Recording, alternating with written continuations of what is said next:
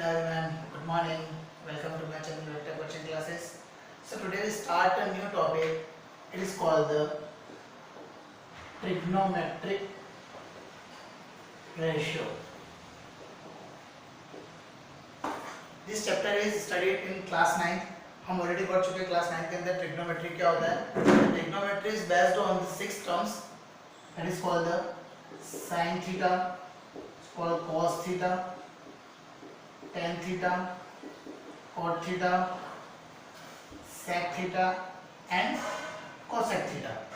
Okay, but in class 9 के अंदर हमने इसके ratios के बारे में पढ़ा था कि कैसे कोई आपको एक एंगल दे रखा है इसका दूसरा निकालना है, आपको उसके बारे में निकालना था. हाइपोटेन्यूज गिवन है तो बेस और परपेंडिकुलर निकालना था, इस तरह से निकालना था. बट हम यहाँ पर पढ़ रहे हैं द एंगल कि फिक्स कोई स्पेसिफिक एंगल है, उस स्पेसिफिक एंगल की वैल्यूज क्या होगी. ठीक है, तो आज हम जो पढ़ने जा रहे हैं कुछ स्पेसिफिक एंगल के बारे में पढ़ने जा रहे हैं.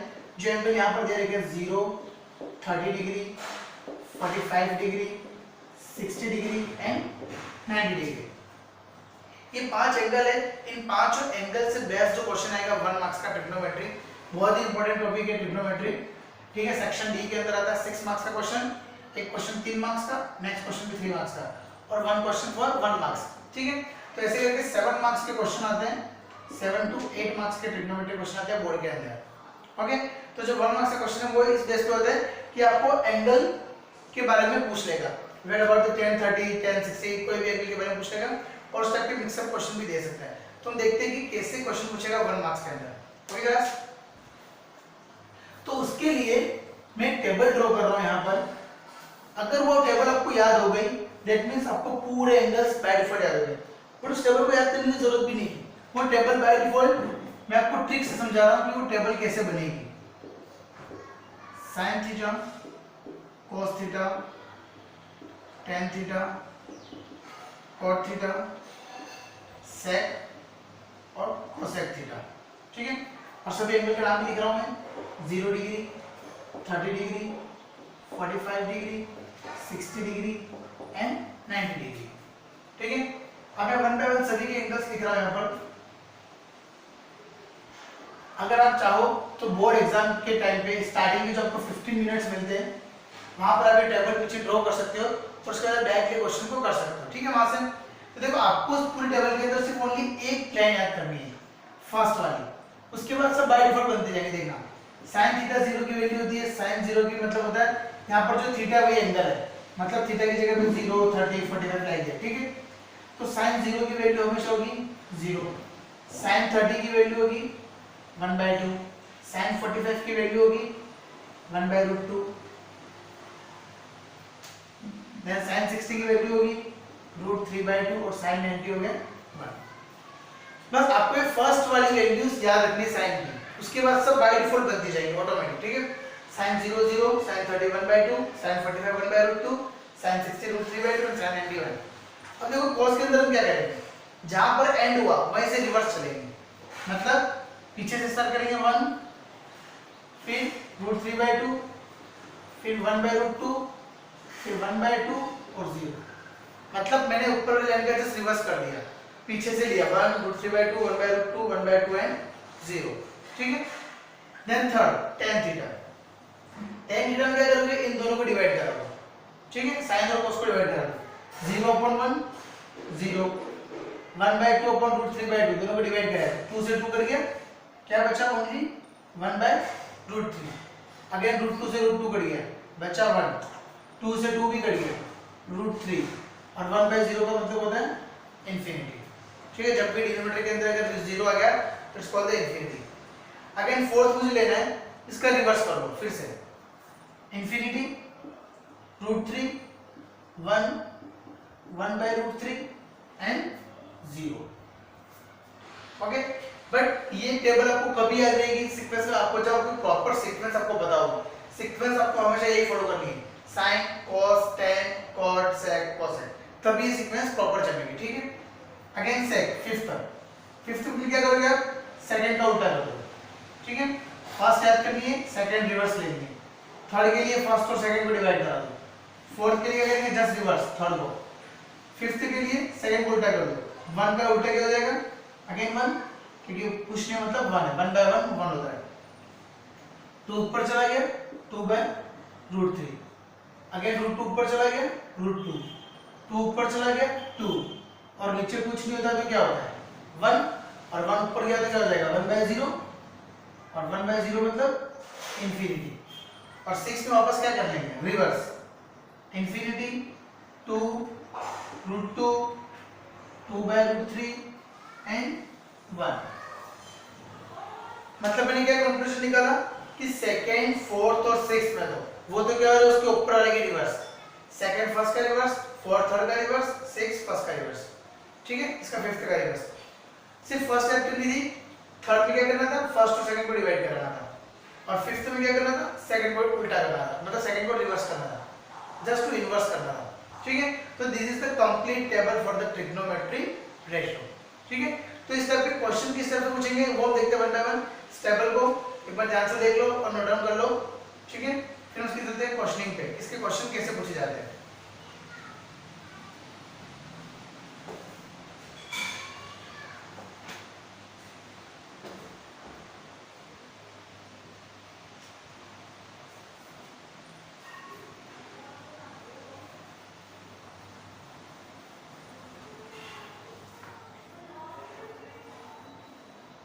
ठीक है, नेक्स्ट हम उसके क्वेश्चन देख रहे हैं।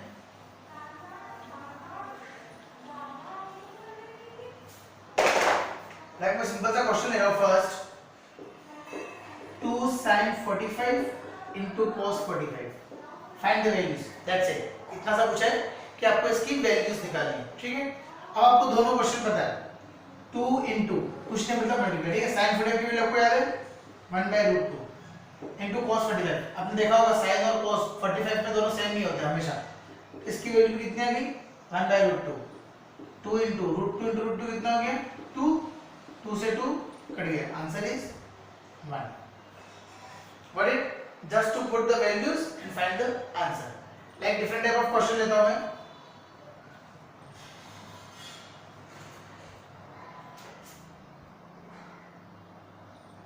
The question is sin square 30, the third question है, RBC के अंदर 6.1 चल रही है, sin square 30 plus 2 cos square 45 plus 3 tan square 60, that's the question, ठीक है। sin square 30 plus 2 cos square 45 plus 3 tan square 60 की वैल्यूज निकालो, ठीक है। बस just put the value, sin 30 की वैल्यू क्या होती है 1/2, बट देखो sin पे पावर 2 है तो उस एंगल की जो वैल्यू होगी ना उस पे भी पावर चढ़ जाएगी, sin 30 की वैल्यू 1/2 और फिर पावर लगा दो 2, cos स्क्वायर cos 45 की वैल्यू कितनी होती है 1/√2, पावर कितनी है 2, फिर 3 into tan square 60, tan 60 की वैल्यू क्या होगी, अगर आपको टेबल है tan 60 का मतलब क्या होता है sin 60 upon cos 60, ठीक है। sin 60 की वैल्यू √3/2 थी, मतलब √3 ऊपर था तो √3 का होल स्क्वायर। जस्ट वैल्यूज याद करनी है आपको, और अगर आपको वैल्यू याद नहीं हो रही टेबल वाली तो आप एग्जाम में टेबल बना लो पीछे पहले और फिर वहां से देख के आप उसको किसी भी क्वेश्चन को कर सकते हो। 1/2 का स्क्वायर 1/4, √2 और 2 का स्क्वायर कट गया 1/2, क्योंकि √2 का स्क्वायर क्या होता है 2, प्लस 3 into रूट का स्क्वायर कट गया 3, सो 1/4 प्लस की कट गया 1 प्लस 9, सिंपल एलसीएम, 4 एलसीएम लिए 4 से कट गया 1 plus 4 plus 36, 36 plus 4 40, 41 upon 4 is the answer। तो ट्रिग्नोमेट्री के अंदर आपने देखा होगा कि कोई भी क्वेश्चन आप ले लो, हर क्वेश्चन बहुत इजी है ट्रिग्नोमेट्री के अंदर, काफी सुन बोलते हैं ट्रिग्नोमेट्री टफ लगती है, बट ट्रिग्नोमेट्री बहुत सिंपल है। यहाँ पर सिर्फ ये प्रॉब्लम है कि एलसीएम, मैं बहुत से क्वेश्चन करूंगा, हर क्वेश्चन में आपको क्या करना है जस्ट वैल्यूज पुट करके फिर सारा काम एलसीएम का होता है।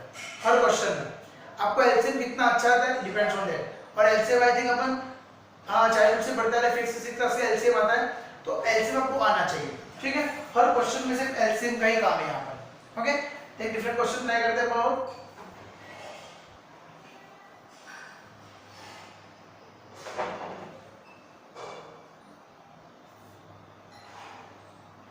क्वेश्चन फिफ्थ ले रहा हूं मैं।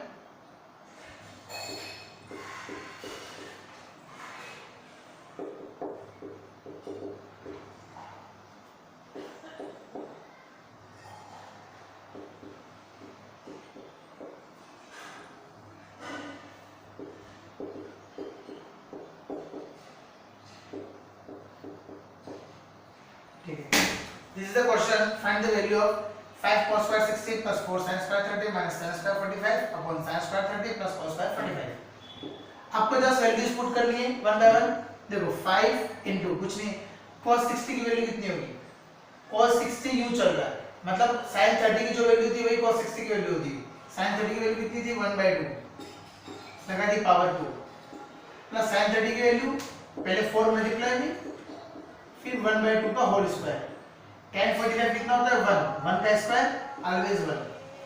sin स्क्वायर 30 मतलब 1/2 का स्क्वायर प्लस cos 45 की वैल्यू 1/√2 का होल स्क्वायर. ठीक है, सारी वैल्यू पुट कर दी. अब सॉल्व करो इजीली. 1/2 का स्क्वायर क्या होता है? 1/4 और 5 को मल्टीप्लाई करा दिया अंदर तो 5/4 प्लस 1/2 का स्क्वायर 1/4 और 4 से 4 कट गया तो कितना बचा? +1 -1 अपॉन 1/2 का स्क्वायर 1/4 प्लस 1/√2 का स्क्वायर कितना हो गया? 1/2. ये तो कट गया, बचा कितना? 5/4. ठीक है, ऊपर बच रहा है 5/4, नीचे 1/4 प्लस 1/2 कितना हो जाएगा? 3/4. और सो देखो 4 और 4 दोनों ही डिनोमिनेटर के अंदर है, 4 से 4 कट गया तो आंसर इज 5/3. देखो कितना भी ट्रिकी क्वेश्चन कुछ नहीं हो ट्रिग्नोमेट्री के अंदर, आपको बस उनके एंगल्स याद होने चाहिए. आपने एक बार एंगल की वैल्यू पुट की और फिर सारा काम सिंपल एलसीएम का काम है. ठीक है, एलसीएम और जो उसको करेक्ट करना है. इसमें मैंने एलसीएम लिया 1/4 प्लस 1/2. 4 एलसीएम ले लिया, 4 से 4 कट गया, 2 + 1 3 आ गया. ठीक है, तो 3/4 और 4 से 4 कट गया. तो ये भी क्वेश्चन हो गया. एक क्वेश्चन और लेते हैं. ठीक है, आप एंगल उतार भी सकते हो क्वेश्चंस को अगर आपको डाउट लग रहा है जहां पर भी.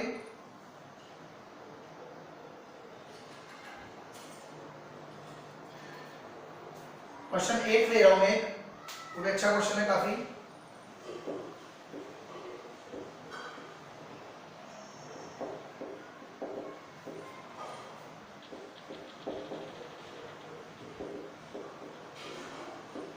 बीच में जो क्वेश्चन छोड़े 7th और 6 वगैरह वो काफी सिंपल क्वेश्चन है, इजीली जस्ट वैल्यू पुट करनी है और कहां पर कुछ भी नहीं करना है.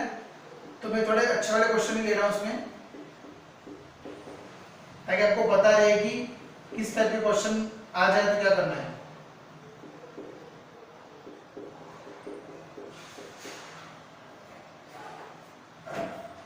ठीक है, देखते हैं. देखो इसके अंदर सब कुछ पूछ लिया है, sin, cos, tan, cot, cosec, sec everything. ठीक है, सिर्फ वैल्यूज पुट करनी है. देखो tan 60 क्या होता है? अभी बोला था मैंने sin 60 अपॉन cos 60 मतलब √3. तो √3 का स्क्वायर लगा दिया मैंने प्लस 4 इनटू sin 45 की वैल्यू होती है 1/√2 का होल स्क्वायर प्लस sin 90 की वैल्यू होती है 1 का स्क्वायर ऑलवेज 1 sec 30. अब देखो sec आ गया, पहले आगे 3 है, 3 लगा लो मल्टीप्लाई में. sec किसका उल्टा होता है? cos का. ठीक है, cos 30 और cos 30 की वैल्यू क्या होती है? जो sin 60 की वैल्यू होती है मतलब √3/2. तो √3/2 उसकी वैल्यू होती है cos की, बट ये sec है, ये क्या हो जाएगा? 2/√3 का होल स्क्वायर. देखो मैं डायरेक्टली याद कर सकता हूँ, मुझे याद है, लेकिन आपको डायरेक्ट नहीं करना. आप अपने टेबल बना लो पहले पीछे और फिर आप देख के कर सकते हो. ठीक है, cosec 60, cosec किसका उल्टा होता है? sin 60 का. ठीक है, और sin 60 की वैल्यू होती है √3/2. ये कितना हो गया? 2/√3 का होल स्क्वायर. cot 30 क्या होगा? देखो tan और cot दोनों एक दूसरे को रिवर्स कर रहे थे वहां पर. tan यू चल रहा था, cot यू मतलब जो tan 60 की वैल्यू होगी वही आपकी यहाँ पर क्या होगी? cot 30 की वैल्यू. tan 60 की वैल्यू कितनी थी? √3. ठीक है, सारी वैल्यू पुट करके सॉल्व कर दो. सिंपल √3 का square 3 4 into 1/2 plus 1 upon 3 into 2 का square 4 upon 3 plus 4 upon 3 minus 3. ठीक है, जो कटा उसको काट दो, 2 से कट गया. 2 into 1 2 3 plus 2 into 1 2 plus 1 upon 3 से 3 भी कट गया 4 प्लस. ठीक है, 4/3 माइनस 3. सिंपल सा एलसीएम 3 + 2 + 1 मतलब 6. 3 एलसीएम गया 12 प्लस 4 16, 12 प्लस 4 16, 16 माइनस 9, ठीक है, कितना हो गया 7/3, ठीक है, 3 ऊपर भेज दो तो 18/7 इज द आंसर, ठीक है। तो this is only the LCM purpose questions. Her question में आपको सिर्फ एलसीएम निकालना है, ठीक है, आपको सिर्फ एंगल्स की वैल्यू पुट करनी है। आप जो टेबल से देख के बना सकते हैं, ठीक है, आपने एक बार एग्जाम में टेबल बना दी पूरी, फिर टेबल से आप देख के डायरेक्टली एंगल की वैल्यू पुट कर दो और फिर सिंपलीफाई एलसीएम लेके सॉल्व कर दो किसी भी क्वेश्चन को, ओके। एक क्वेश्चन अगर वो ले तो दिस अगेन इंपॉर्टेंट क्वेश्चन,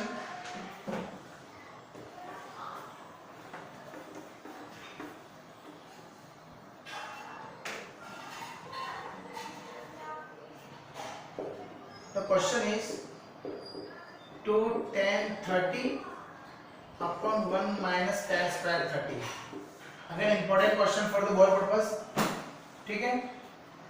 तो सिर्फ वैल्यू पुट करनी है, 2 into tan 30 की वैल्यू कितनी होती है sin 30 upon cos 30, मतलब 1/√3, ठीक है, 1 minus tan 30 की वैल्यू 1/√3 का होल स्क्वायर, मतलब ऊपर से कितना बच रहा है, न्यूमरेटर न्यूमरेटर से मल्टीप्लाई होता है 2/√3 अपॉन 1/√3 का स्क्वायर हो गया 1/3, ठीक है, और एलसीएम ले लिया तो 3 - 1/3, तो कितना हुआ 2/√3 अपॉन 2/3, 2 से 2 काट सकता हूँ, क्या बचा 3/√3, लेकिन आंसर ये नहीं होगा, ठीक है। आप यहां तक करके आओगे तो एग्जाम में कभी कभी आपको मार्क्स दे भी सकता है, कभी नहीं भी दे सकता है, क्योंकि मैथ्स के अंदर कभी भी रूट नीचे नहीं आना चाहिए, रूट्स नीचे नहीं आना चाहिए, ठीक है। तो इसको रूट को ऊपर कैसे लाऊंगा, √3 से ऊपर नीचे मल्टीप्लाई करा दो, रैशनलाइज करा दो, दैट मींस रूट नीचे और रूट को मुझे हटाना था तो मैंने ऊपर नीचे मल्टीप्लाई कर दिया, और ऊपर क्या बच रहा है 3√3, और √3 × √3 कितना होता है 3, इस 3 से 3 कट गया, आंसर इज √3। न्यूमरेटर में रूट है डजंट मैटर, बट डिनोमिनेटर में रूट अगर आ रहा है तो उसका क्या करोगे ऑलवेज रैशनलाइज, क्योंकि मैथ्स में रूट लेके आप रूट को नीचे नहीं ला सकते। तो यहां तक भी सही है, but this is the best answer, ठीक है। तो ये आपको कंप्लीट करना है सभी क्वेश्चन, ये क्वेश्चन काफी इंपॉर्टेंट है, आप इसको कर सकते हो। इसी बेस पे क्वेश्चन 11 12 भी है, तो आप यहां तक जितने मैंने क्वेश्चन करवाए उसके पे कोई भी क्वेश्चन ने स्किप किए, आपको क्वेश्चन को एक बार ट्राई करो, सेल्फ करो कि वो कैसे, और सबसे पहले आपको टेबल याद करनी है, मतलब टेबल को आपको बिना देखे देखो याद हो जानी चाहिए पूरी, ठीक है। याद इन सेंस आपको फर्स्ट लाइन याद हो जानी चाहिए, बाकी सब ऑटोमेटिक कैसे बनाने है आपको ट्रिक में बता चुका हूं। उसके बाद आप क्वेश्चन को डायरेक्टली ट्राई करो कि आपसे क्वेश्चन हो रहे हैं नहीं हो रहे, ठीक है, और उसके बाद कोई प्रॉब्लम आती है तो मुझे कमेंट करें, okay. Thank you class, so much.